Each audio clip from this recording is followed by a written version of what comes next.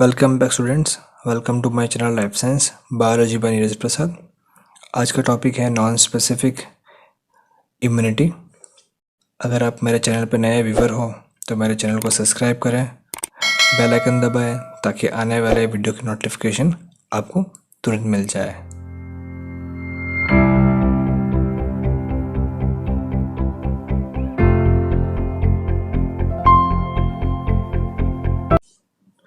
Non specific या फिर innate immunity, या फिर इसको बोलते हैं हम इनबोर्न इम्यूनिटी। मतलब ऐसी इम्यूनिटी जिसके अंदर जो भी डिफेंस सिस्टम है या फिर जो डिफेंस एलिमेंट्स हैं जो एक इंडिविजुअल को बाय बर्थ से मिलते हैं, मतलब बर्थ होते ही उनकी बॉडी के पास अवेलेबल होते हैं।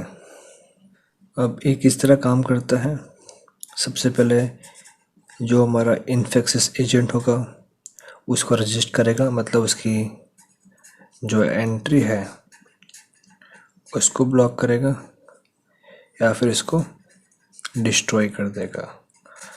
लेकिन ये मेथड के अंदर या फिर ये डिफेंस सिस्टम के अंदर एंटीबॉडी का यूज़ नहीं होता।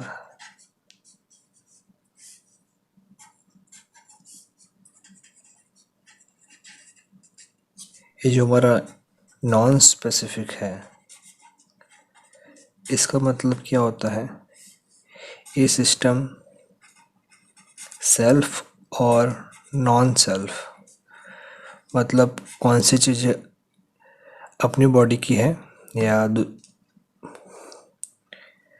कौन सी चीज़ें, कौन से पार्टिकल अपने बॉडी के हैं या नहीं है, ये डिस्टिंग्विश नहीं कर सकता है।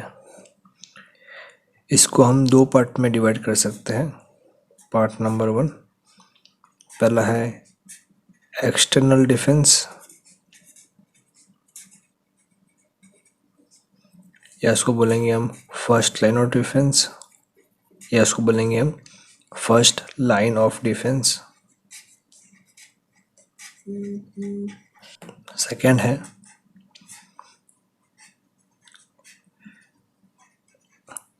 इंटरनल डिफेंस, या इसको बोलेंगे हम सेकेंड लाइन ऑफ डिफेंस।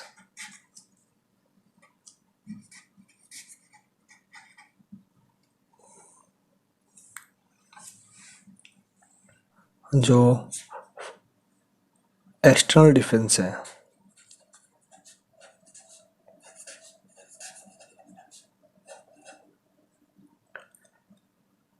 इसके अंदर ऐसा मैकेनिज्म होगा, जो एक्सटर्नल डिफेंस है इसके अंदर ऐसा डिफेंस मैकेनिज्म होगा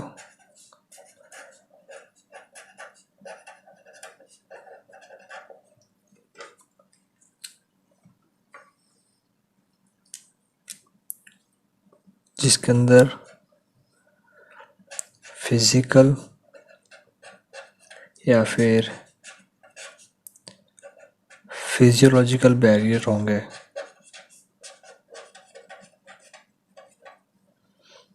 जो हमारे पैथोजन है उसकी एंट्री को ब्लॉक करता है या फिर उसको किल करेगा।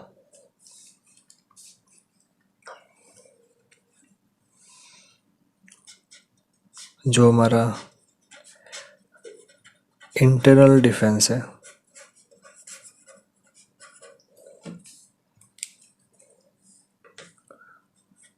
वो काम करता है सेलुलर लेवल पे, लेकिन इसके अंदर एंटीबॉडी का कोई रोल नहीं है। सो देखते हैं हम, फर्स्ट वो है हमारा एक्सटर्नल डिफेंस, या फिर उसको बोलेंगे हम फर्स्ट लाइन ऑफ डिफेंस।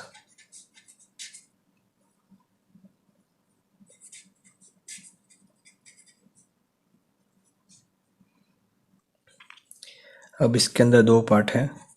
पहला है एनाटॉमिक बैरियर या फिर फिजिकल बैरियर।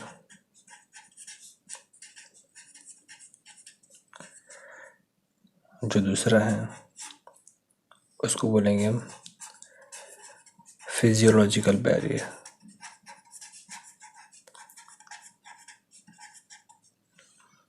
सो हम फर्स्ट देखते हैं पहले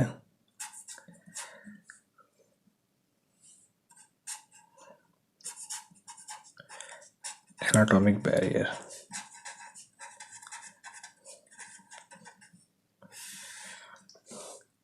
अब इसमें क्या होगा कि हमारी बॉडी की एनाटॉमी क्या करेगी, जो पैथोजन है उसको ब्लॉक करेगी। पहला है उसके अंदर स्किन। जो स्किन क्या एक फिजिकल बैरियर है।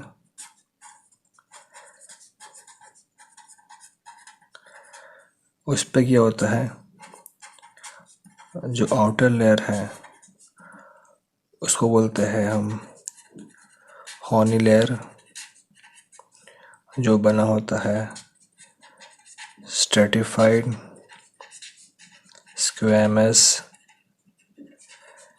एपिथेलियम से।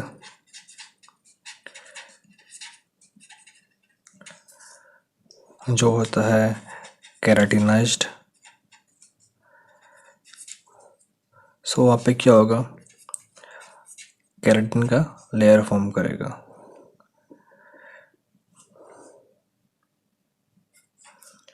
अभी जो केराटिनोसाइट्स है, केराटिनोसाइट्स वो एक स्पेशल प्रोटीन बाहर निकालते हैं। वो कॉज करता है इन्फ्लामेशन।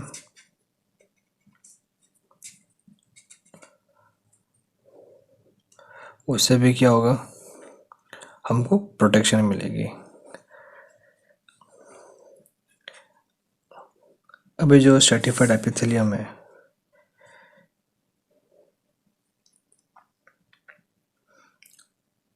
अभी जो स्ट्रेटिफाइड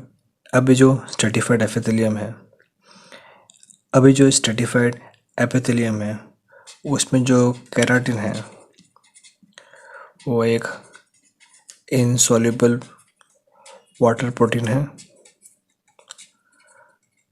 जो एक हार्ड इम्परमिएबल स्ट्रक्चर फॉर्म करेगा,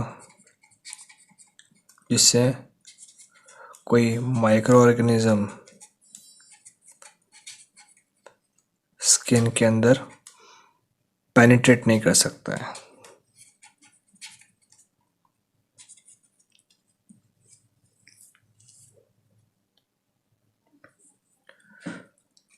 एक्चुअली क्या हो रहा है, जो हमारी स्किन है जो बार बार शेड करती है, तो उससे क्या होता है, आउटर लेयर में जो भी माइक्रोब्स है वो भी शेड हो जाएंगे।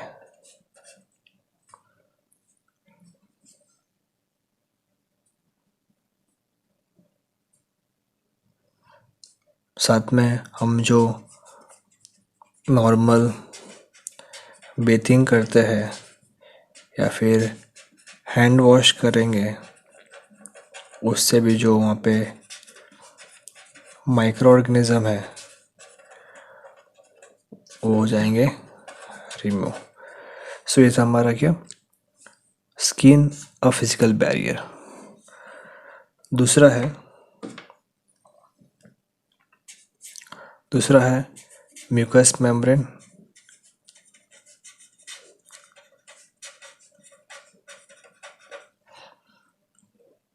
अब ऐसा मेम्ब्रेन जहाँ पे क्या होगा, हाई अमाउंट ऑफ म्यूकस होगा। इसका मेन फंक्शन क्या है, जो माइक्रो ऑर्गेनिज्म है उसको ट्रैप करना। कहाँ कहाँ पर होता है, जैसे कि आई हो गया, रेस्पिरेटरी ट्रैक्ट हो गया, डाइजेस्टिव ट्रैक्ट हो गया, यूजी ट्रैक्ट एक्सेट्रा।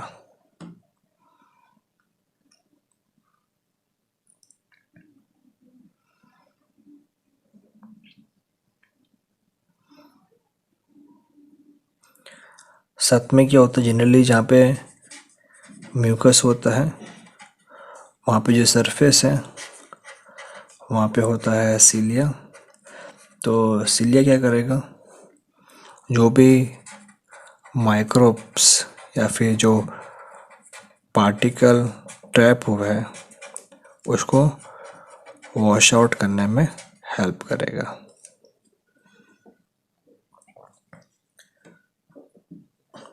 अब है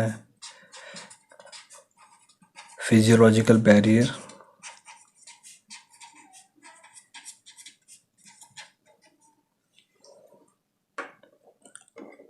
उसमें फर्स्ट है स्किन सिक्रेशन,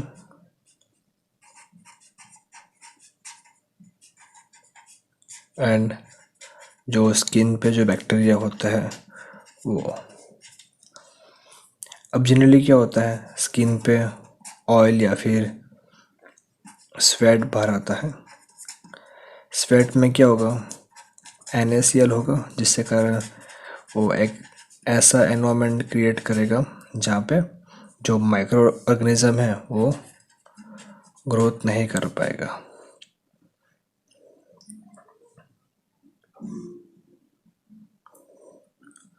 साथ में एक साथ में जो स्वेट है वो एसिडिक pH क्रिएट करेगा, वो भी जो ऑर्गेनिज्म है उसका ग्रोथ सपोर्ट नहीं करता है।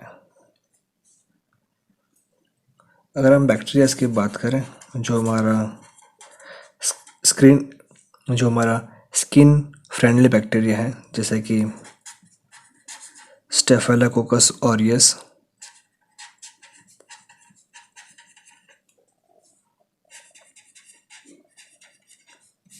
अभी जो बैक्टीरिया है वो रिलीज करता है एसिड और कुछ ऐसे मेटाबॉलिक वेस्ट बाहर निकालेगा, जिससे क्या होगा, जो दूसरे पैथोजन है वो स्किन पे ग्रोथ नहीं करेंगे।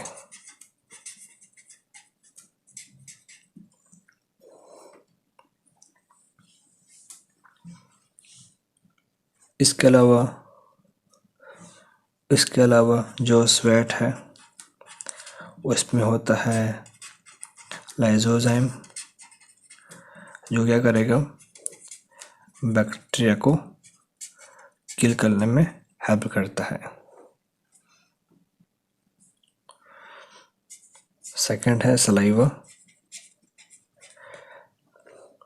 सलाइवा की बात करें तो इसमें भी होता है लाइसोजाइम, जो बैक्टीरिया को किल करेगा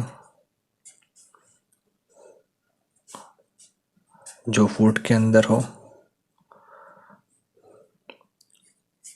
नेक्स्ट है गैस्ट्रिक जूस, अगेन जो एसिडिक pH है वो माइक्रोब्स को किल करेगा और इसके ग्रोथ को चेक करेगा, मतलब स्टॉप करेगा। नेक्स्ट है हमारा bile juice. Bile juice liver से सिक्रेट होता है, वो भी क्या करता है, जो बैक्टीरिया है उसके ग्रोथ को स्टॉप करेगा। उसके बाद है आइस की बात करें तो आइस में भी क्या होता है,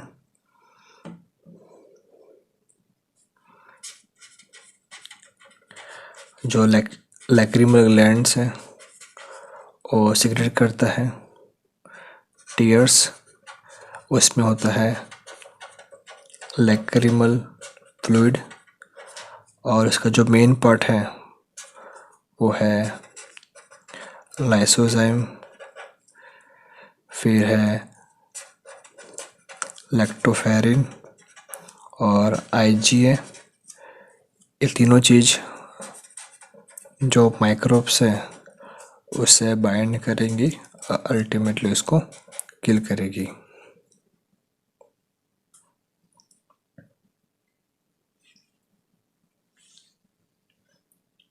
नेक्स्ट है वेजाइनल बैक्टीरिया। उसमें भी जनरली क्या होता है, ऐसे बैक्टीरिया ग्रो करते हैं, इसका जो मेटाबॉलिक वेस्ट है वो क्रिएट करेगा एसिडिक मीडियम, जिससे क्या होगा, वो बन जाएगा not suitable for growth of other bacterias.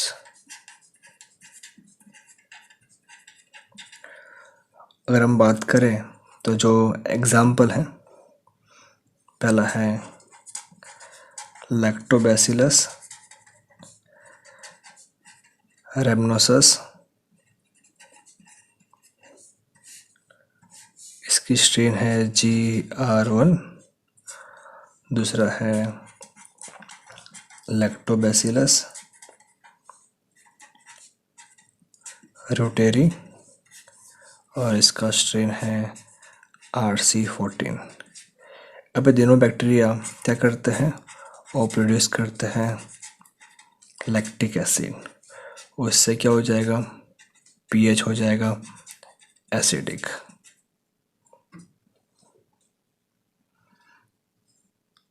Next है ईयरवैक्स, उसको बोलते हैं हम सेरुमेन, जो एक एंटीबैक्टीरियल सब्सटेंस है जो स्टॉप करता है growth of bacteria in year.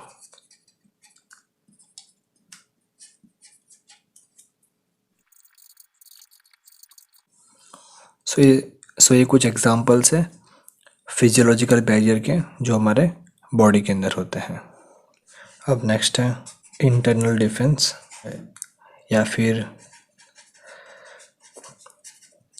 Second line of defence. अगर हमारा first line of defence cross होता है तो जो भी पैथोजन है वो एंटर करेगा हमारे सेकेंड लाइन ऑफ डिफेंस में। उसके अंदर पहला है सेलुलर बैरियर।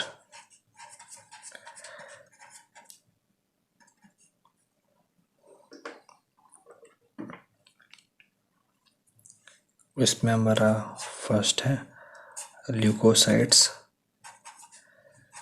ल्यूकोसाइट्स मतलब हमारे WBC वाइट ब्लड सेल जो बनते हैं हमारे प्लूरिपोटेंट स्टेम सेल में से। जनरली क्या होता है, जो फीटस है उसके लीवर में होता है ये प्रोसेस, और अडल्ट के अंदर ये होगा बोन मैरो के अंदर।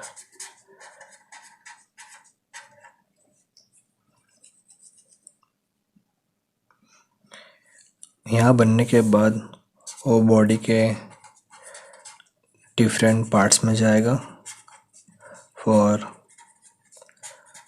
Further development and various functions.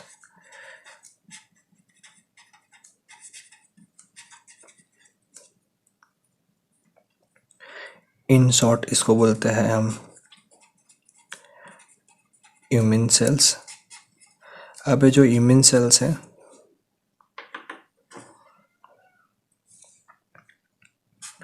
जो होस्ट है उसकी बॉडी के सब रीजन में होंगे।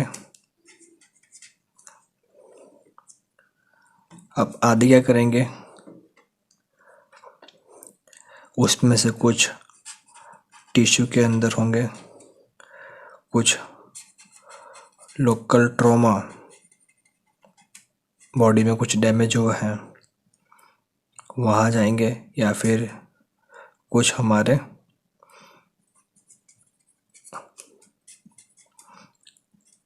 कुछ इमरजेंसी केस हुआ है तो ऐसा अलार्म काम करेंगे। सो जनरली क्या होता है, जो ल्यूकोसाइट्स है वो रिकॉग्नाइज करेगा हमारे पैथोजन को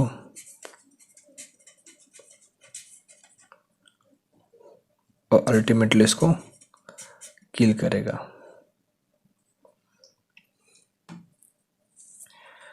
अगर हमारी बॉडी के अंदर WBC इंक्रीज होता है,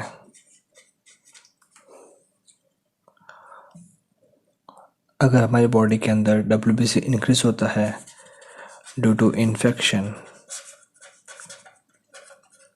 तो उसे बोलते हैं हम leukocytosis.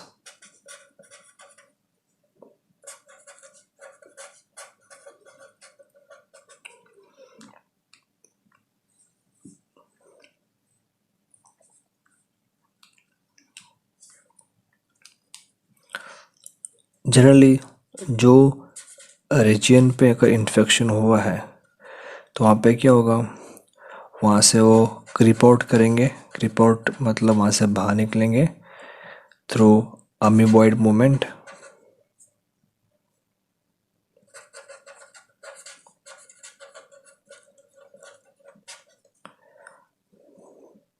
Bye a process known as diapedesis. Generally क्या होता है, ये जो WBC है वो मोनो न्यूक्लियर सेल्स होते हैं, जैसे कि दो टाइप के होते हैं। पहला है मोनोसाइट्स, दूसरा है मैक्रोफेज।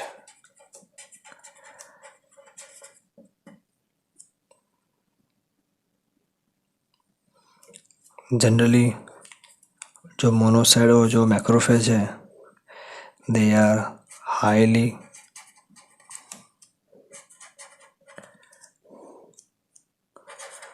फैगोसाइटिक सेल्स,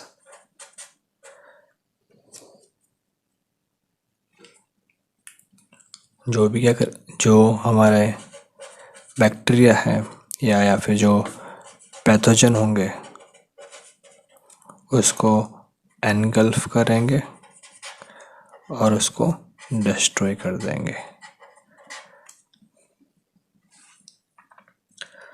सो क्या होगा, जो हमारा मोनोसाइट है और मैक्रोफाज मिलके क्या बनाएंगे, मोनोसाइट मैक्रोफाज सिस्टम। अब ये जो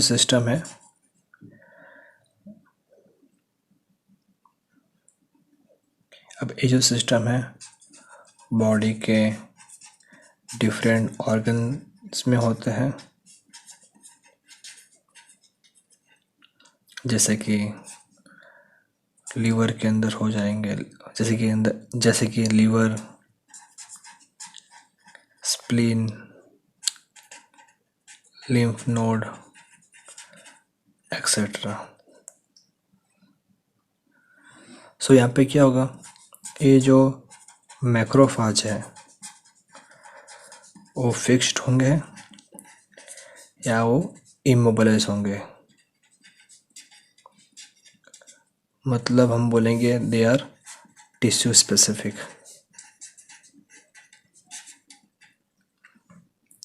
फॉर एग्जांपल, अगर लीवर में होंगे तो उसको बोलेंगे हम कफर सेल्स। अगर वो किडनी में है तो उसे बोलेंगे हम मैसेंजियल सेल्स।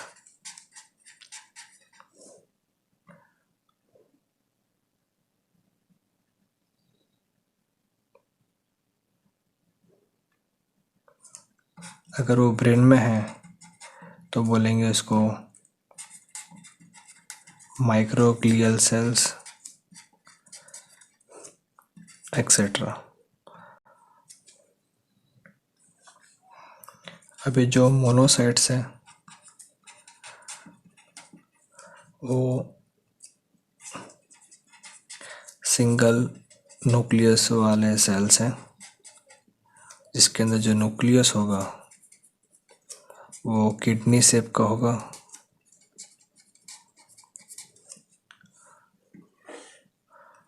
जो फॉर्म होते हैं बोन मैरो के अंदर,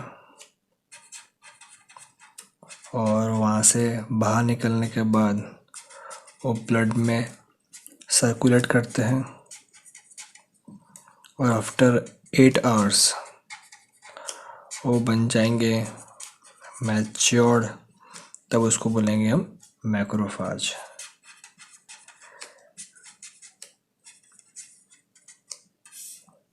जो मैक्रोफाज है 2 टाइप के होते हैं। एक तुमने देखा टिश्यू स्पेसिफिक, उसको बोलेंगे हम लोकलाइज्ड। दूसरा होता है वेंडरिंग, जो पूरे ब्लड के अंदर घूमते रहते हैं।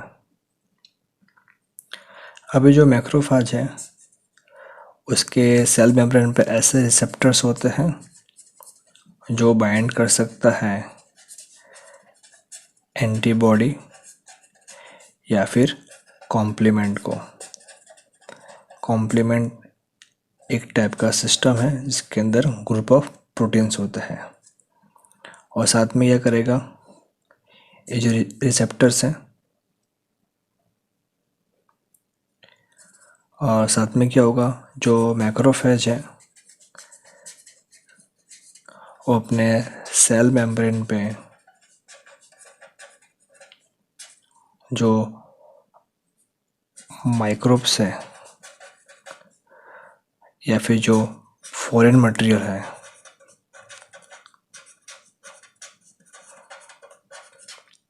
उसको प्रेजेंट करेगा। उसको बोलते हैं हम APC, that is antigen presenting sales. इसके बारे में हम नेक्स्ट लेक्चर में पढ़ेंगे, जो एनहेंस करेगा फेगोसाइटोसिस।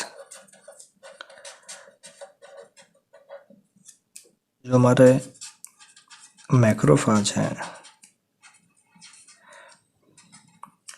वो स्पेसिफिक, जो मैक्रोफाज है उसके स्पेसिफिक नेम्स होते हैं डिपेंडिंग अपॉन टिश्यूज। सो ये कुछ एग्जाम्पल्स है उसके।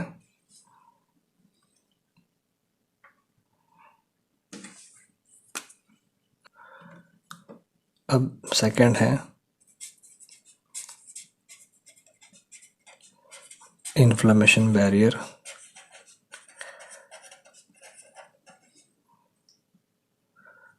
अब इन्फ्लेमेशन है वो भी एक नॉन स्पेसिफिक डिफेंसिव मैकेनिज्म है,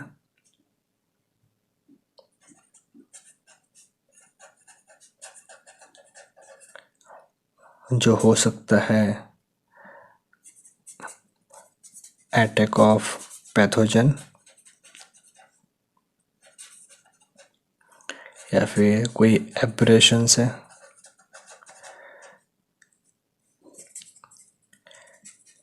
केमिकल इरिटेशन से, या फिर एक्सट्रीम टेम्परेचर या फिर एक्सट्रीम टेम्परेचर से। अब जो 4 फीचर्स है इन्फ्लेमेशन के, जैसे कि पहला है रेडनेस, सेकंड है पेन, थर्ड है हीट, एंड जो फोर्थ है वो है स्वेलिंग। अब यहाँ पे क्या होगा, जब भी इन्फ्लेमेशन होगा, जब भी इन्फ्लेमेशन होगा तो वहाँ पे प्रोसेस नंबर 1 वासोडाइलेशन होगा। उससे क्या होगा, जो ब्लड सप्लाई है वो इंक्रीज हो जाएगी, साथ में इमिग्रेशन ऑफ फैगोसाइट्स जैसे कि न्यूट्रोफिल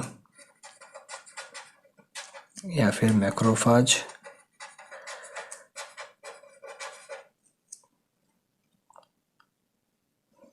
अल्टीमेटली क्या होगा वहाँ पे, टिश्यू रिपेयरिंग।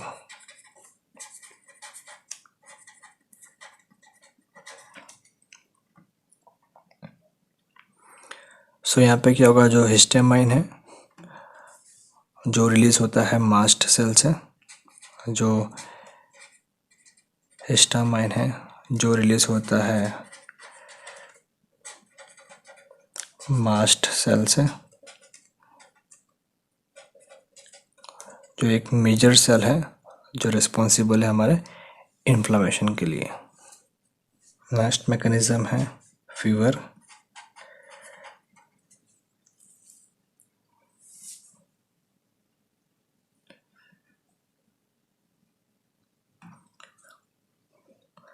फीवर मतलब क्या, इंक्रीज इन बॉडी टेम्परेचर। अब ऐसे सब्सटेंसेस जो फीवर कॉज करते हैं उसको बोलते हैं पायरोजेंस। हो सकता है जो पैथोजन है जो टॉक्सिन रिलीज कर रहा है, या फिर जो मेटाबॉलिक वेस्ट है पैथोजन का, वो एक्ट कर सकता है ऐसा पायरोजन। तो क्या होगा, ये जो फीवर है अल्टीमेटली क्या करेगा, जो पैथोजन है उसके ग्रोथ को इनहिबिट करेगा। साथ में अगर माइल्ड फीवर है तो जो फैगोसाइट्स, जो हमारे फैगोसाइट्स है उसकी एक्टिविटी को स्टिमुलेट करता है। लेकिन अगर फीवर हाई हो गया तो बॉडी के लिए हार्मफुल है। तो अल्टीमेटली हमको ऐसी मेडिसिन कंज्यूम करनी पड़ेगी जो फीवर को डाउन करती है, उसको बोलते हैं हम एंटी पायरेटिक्स।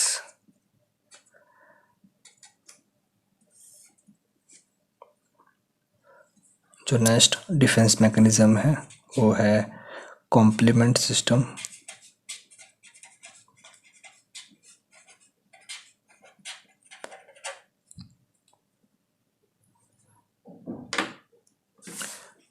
ये जो कॉम्प्लीमेंट सिस्टम है actually they are group of heat labile proteins.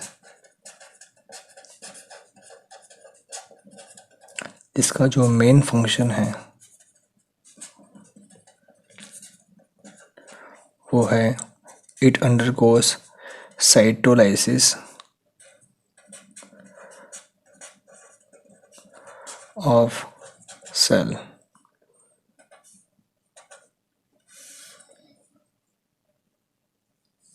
इसका मतलब क्या, अगर कोई सेल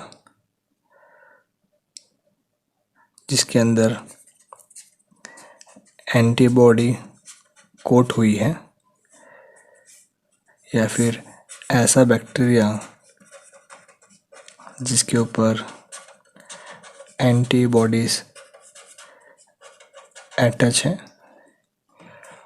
ये दोनों टाइप के सेल को जो कॉम्प्लीमेंट सिस्टम है क्या करेगा, लाइस कर देगा। तो अल्टीमेटली क्या होगा, बैक्टीरिया या फिर वो सेल मर जाएगा। जो कॉम्प्लीमेंट सिस्टम है वो बना है एटलीस्ट 20 प्रोटीन से।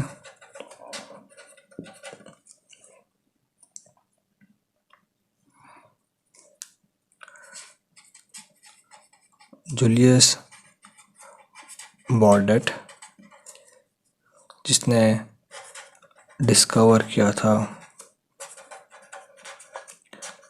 कॉम्प्लीमेंट सिस्टम,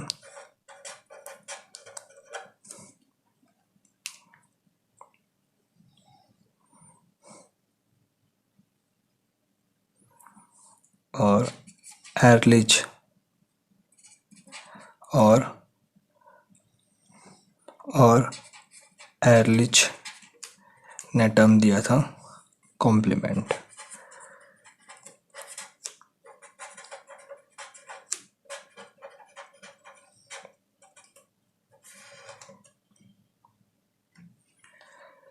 सिंपली जो कॉम्प्लीमेंट है उसका मीनिंग क्या होता है, they complement the action of other components of immune system, मतलब कॉम्प्लीमेंट कर रहा है दूसरे सेल्स का, इसलिए इसको बोलते हैं हम कॉम्प्लीमेंट सिस्टम।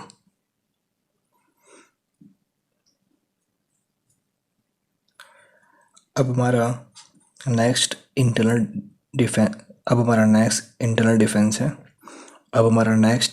डिफेंस है साइटोकाइन बैरियर।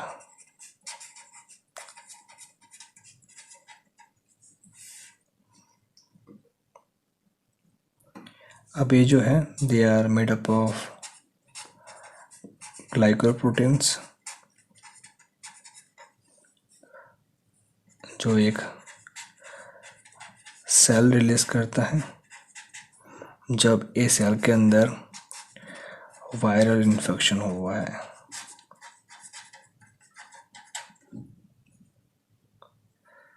अब क्या होगा, जैसे ये सेल इन्फेक्ट हुआ है तो ये रिलीज कर रहा है cytokine, that is a glycoprotein. अब ये क्या करेगा, ये जो ग्लाइकोप्रोटीन है दूसरे जो अनअफेक्टेड सेल्स है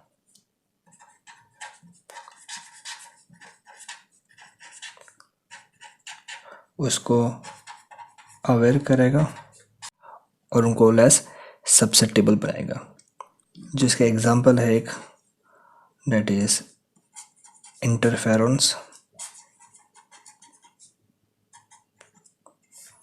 जो डिस्कवर किया था आइजैक एंड लिंडमैन ने।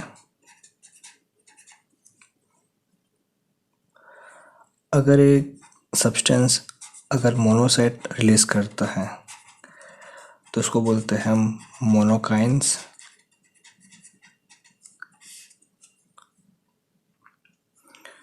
अगर टी लिम्फोसाइट रिलीज करता है तो उसको बोलेंगे हम लिम्फोकाइन्स।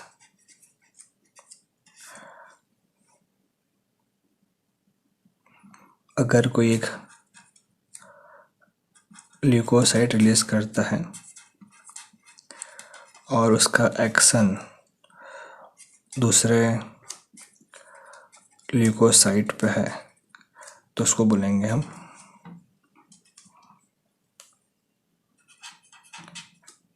इंटरल्यूकिन्स।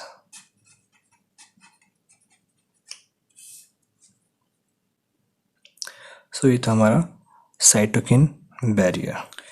सो ये था हमारा नॉन स्पेसिफिक या इन्नेट या फिर इनबॉर्न इम्यूनिटी।